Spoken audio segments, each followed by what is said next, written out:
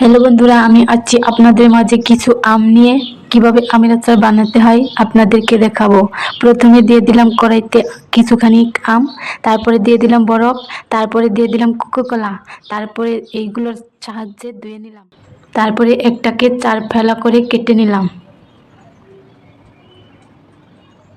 এরপরে একটা একটা করে সবগুলোকে কেটে নিলাম।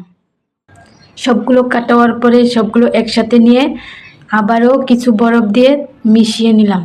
তারপরে কুচি কুচি করে কাঁচামরিচ কেটে নিলাম। একটা কড়াইতে দিয়ে দিলাম কিছুখানি তেল, কিছু পরিমাণের কাঁচামরিচ, সব হলুদ গুঁড়ো, জিরে গুঁড়ো, সব গুঁড়ো দিয়ে দিলাম। তারপরে দিয়ে দিলাম গাজর গুঁড়ো, তারপরে একটা বাটিতে ঢেলে নিলাম। তারপরে আমগুলো ঝরতে দিলাম, তারপরে একটা ডিশে নিলাম।